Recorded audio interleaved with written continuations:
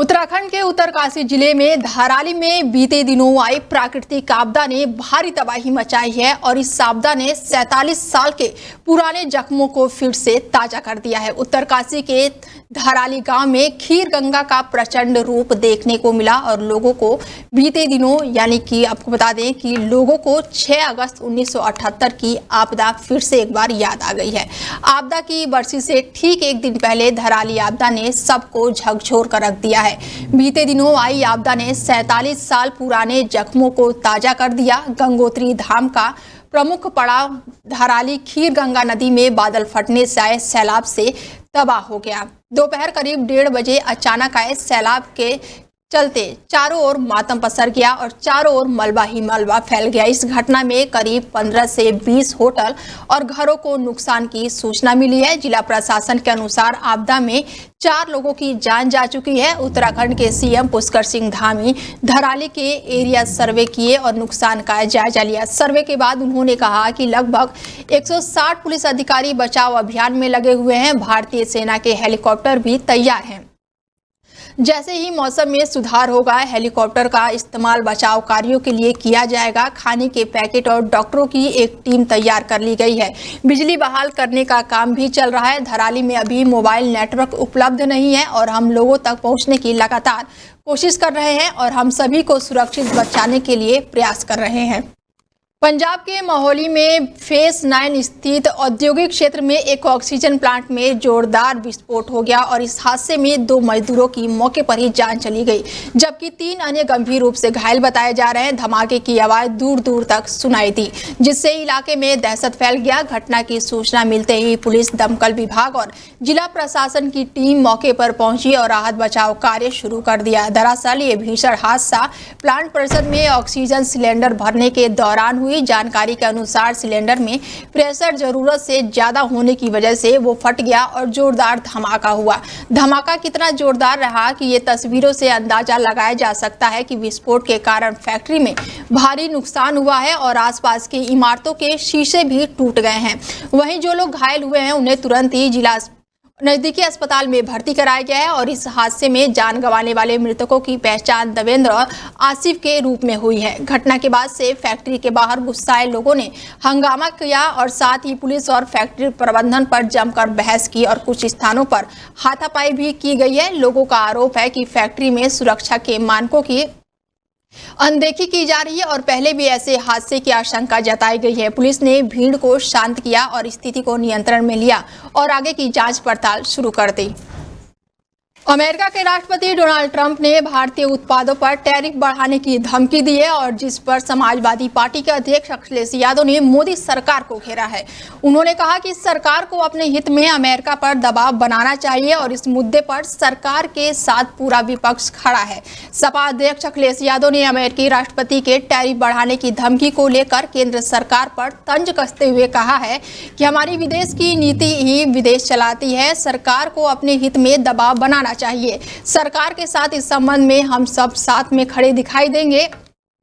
आपको बता दें कि अमेरिका के राष्ट्रपति ने टैरिफ बढ़ा दिया है और इससे भारतीय कंपनियों को अच्छा खासा नुकसान उठाना पड़ सकता है। सपा अध्यक्ष ने इस दौरान यूपी में बाढ़ से बिगड़ते हालातों को लेकर भी योगी सरकार को आड़े हाथों लिया। उन्होंने कहा कि यूपी में बाढ़ से हालात खराब है, लोगों की जान जा रही है, लेकिन सरकार को कोई चिंता नहीं है। यूपी में कोई किसी को नहीं सुन रहा है, पता नहीं कैसी सरकार चल रही है। बता दें कि अमेरिका के राष्ट्रपति डोनाल्ड ट्रंप ने पत्रकारों से बात करते हुए आयात पर भारी भरकम टैरिफ लगाने का बड़ा ऐलान किया है।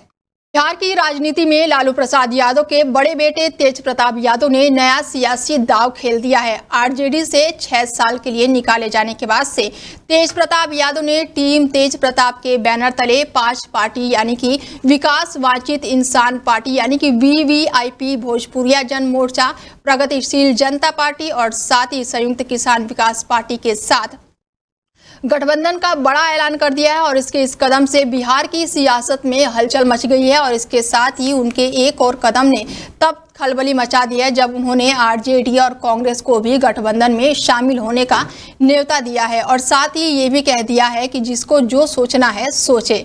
जानकारों का कहना है कि तेज प्रताप का ये बयान उनके भाई तेजस्वी यादव और आरजेडी के प्रति उनकी नाराजगी को बता रहा है। लेकिन यहाँ पर सबसे बड़ा सवाल ये है कि पार्टी और परिवार से दूर तेज प्रताप की छटपटाहट साफ दिख रही है, लेकिन क्या वो सही फैसला कर रहे हैं?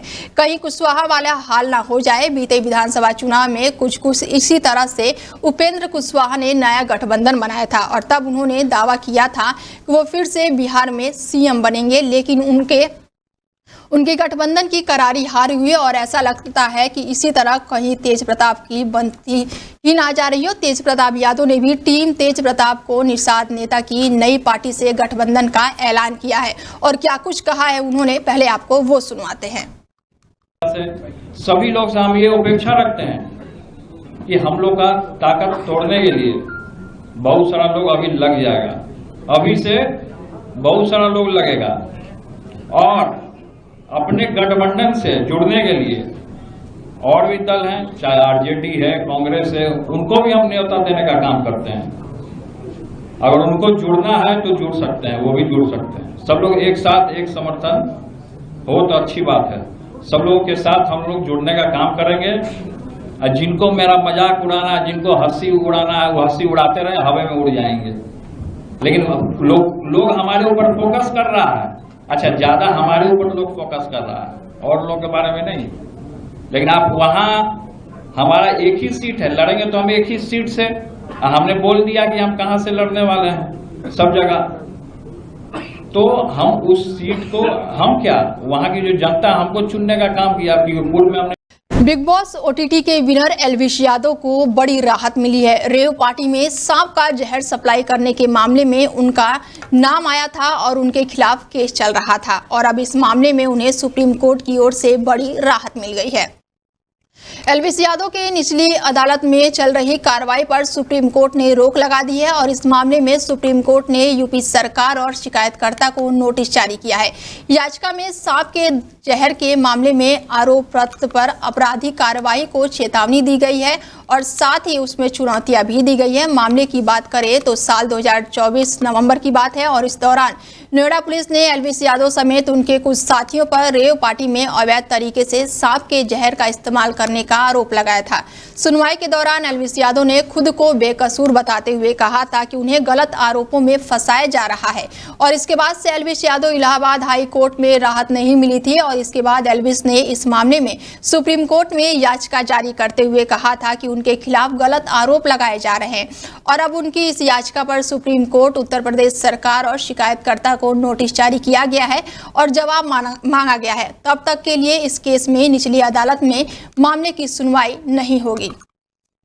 आरएसएस-पी के राष्ट्रीय अध्यक्ष स्वामी प्रसाद मौर्य पर हमला हुआ है और रायबरेली में स्वागत के दौरान 2 युवकों ने मौर्य पर हमला कर दिया है। माला पहनाने के पीछे आए युवकों ने स्वामी प्रसाद मौर्य के सिर पर पहले तमाचा मारा और ये पूरी घटना कैमरे में कैद हो गई है। दरअसल जिस समय मौर्य के स्वागत के लिए लोग उन्हें माला पहनाने लगे तभी एक व्यक्ति पीछे से आया और उन्होंने स्वामी प्रसाद मौर्य के सिर पर मारा।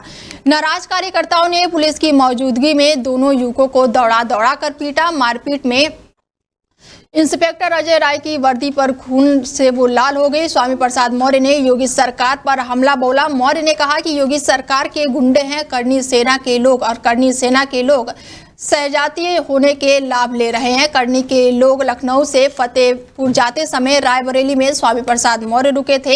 एरिया थाना क्षेत्र में ये बड़ी घटना हुई है। वीडियो में साफ देखा जा सकता है कि कैसे युवक भीड़ के बीच घुसकर स्वामी प्रसाद मौर्य पर हमला करने का मौका तलाशता है और बॉडीगार्ड की नजर से बचकर मौका मिल जाने पर उसने सिर पर तमाचा मार दिया।